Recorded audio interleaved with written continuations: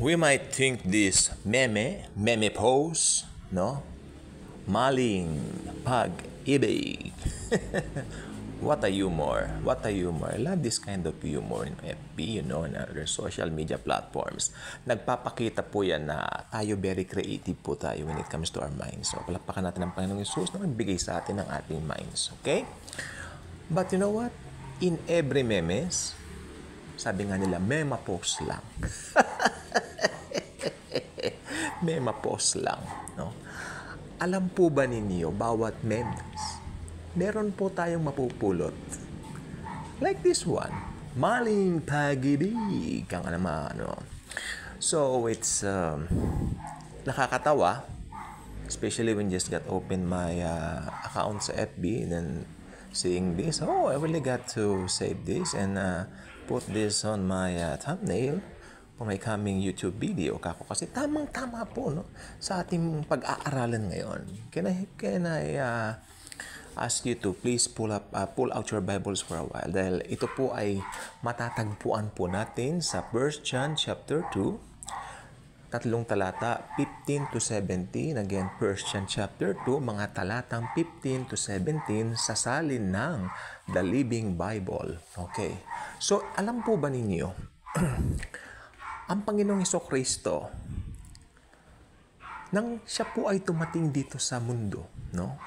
Dito sa planet Earth na kanyang create. Ang kanyang pinaka-purpose, pag-ibig. Di ba? So, siya ang susi para tayo makapasok sa langit. You know what? Ayan ang pinakamalaking pag-ibig kung ito po ay ating susumahin sa kanyang kalahat-lahatan. Ano? Dahil ang pag-ibig ni Jesus, yan ang pinakasukatan ng pag-ibig ng Diyos sa sangkatauhan. Alam naman po natin yan. For God so loved the world that He gave His only begotten Son, mahangin po sa labas, that anyone who will believe in Him will not perish but will have everlasting life. It's so clear in that verse. For God so loved the world. Yung so intense na intense yung pag-ibig ni God the Father sa atin. To the point na yung kaniyang anak, ang Diyos anak, God the Son, pinadala niya para mamatay sa krus ng Kalbaryo para sa mga taga-planet Earth. Kasi alam ni Father God, ang planet Earth evil, bad. So, sabi niya sa anak niya, bumaba ka muna sa space, anak, no? Planet Earth. Go to planet Earth and, save them. Diba? Kaya, anyone who believes in Jesus will have eternal life. Okay? So, ang planet Earth talaga doom. Diba? Doom to gloom. Yan. Talagang papunta ng hell. Dahil nagkasala ang mga unang creatures, no? Ang kanyang unang mga creation ni Father God na si Adam and Eve na ating unang mga parents. At alam naman po natin ang buong story sa Garden of Eden. Sabi, kainin mo lahat, ninyo lahat, wag lang yung pinagbabawal ko. At kinain yung pinagbabawal dahil sa magandang ahas na nanukso sa kanila. Nagpadala sa tukso, nagpadarang sa tukso at ang ending kamatayan. Pag sinabi pong kamatayan, ibig sabihin po niyan, yung pinakakonsepto ng kamatayan ay pumasok na. Tanungin ko po kayo, nung kinain po ba nila yung pinagbabawal na bunga, agad po silang nategi, natigok? Hindi po ba? Si Adan nga, umabot ng 900 years. In fact, napakatagal po no kung susumahin. And yet, namatay pa rin. So, ayan po ang kamandag ng kasalanan, kamatayan. Pabuhay ka man ng matagal, mamamatay ka rin. Dahil sa kamandag nga po nitong kasalanan. Okay, so, ang pag-ibig ng Diyos, dito po pinakita, no? The God of gods, yan ang pinakamaganda. The God of the universe, the Lord Himself, the Lord Jesus Christ, became a human being at naging pinakapangunahing bisita sa planet Earth ng 33 years. Pero sabi ng Bible, dumating siya sa kanya, sa sariling kanya, pero tinanggihan siya ng sariling kanya. Siya ang nag-create ng planet Earth, dumating siya sa sariling kanya. Siyempre, yung sariling kanya roon, ito yung planet Earth. Pero tinanggihan siya ng sariling kanya.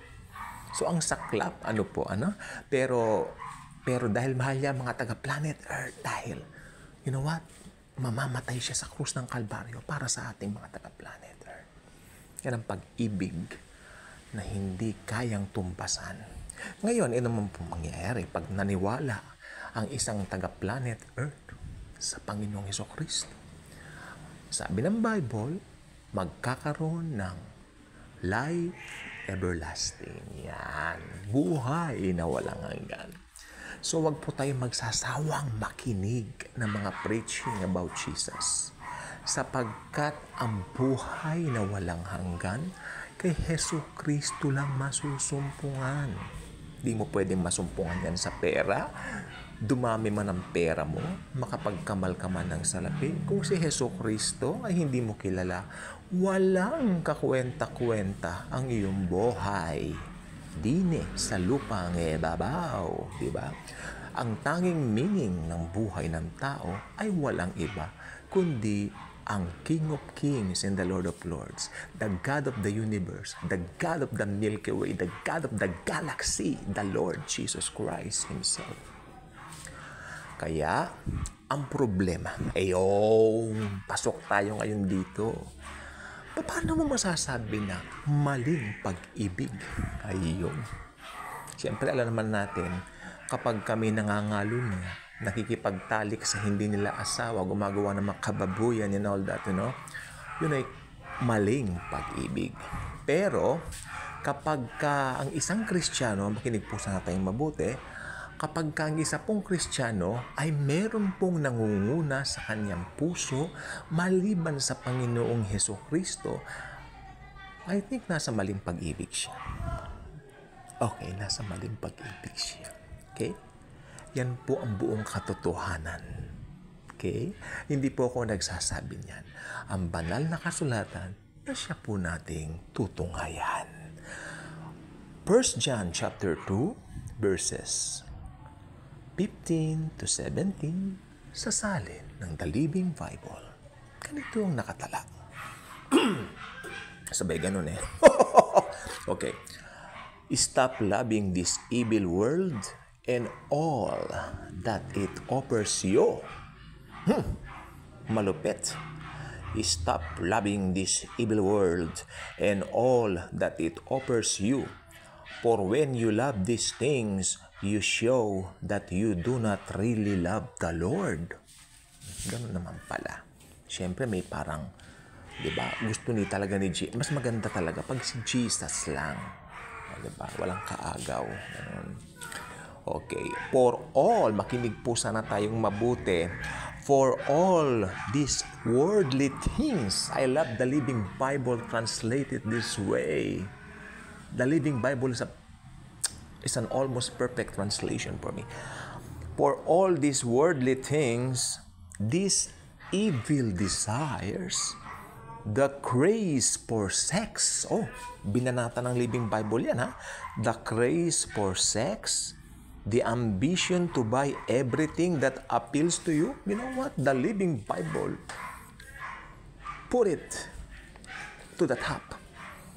Wala na akong masabi sa salin na to. Perfect. Ano? Sabi niya rito. Ulitin ko yung 16. Talagang naman, wow, pagsalita ng Diyos, kinikilig po talaga ako sa pagbasa. For all these worldly things, these evil desires, the craze for sex, the ambition to buy everything that appeals to you. Okay, tumigil muna tayo doon. Ano po ba yung mga things that really appeals to you, especially right now? Christmas, the birthday of the God of Gods, is approaching. Ano ba yung mga things that you are really desiring right now that you have plans of buying this coming Yuletide season? Actually, we're in the Yuletide season right now. The Philippines is the longest celebrator of the Yuletide season. Okay. The ambition to buy everything that appeals to you, and the pride. And the pride that comes from wealth and importance. These are not from the Lord. Makinig po sana tayong mabuti. These are not from the Lord. They are from this evil world itself. Saan ka papupunta? Biblia na ang nagsasalita. Okay? 17. And this world, I love this. Ito po yung pinaka-conclusion natin na verse for today.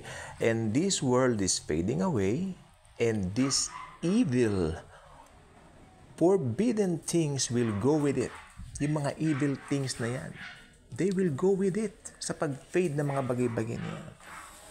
But whoever keeps doing the will of the Lord will live forever.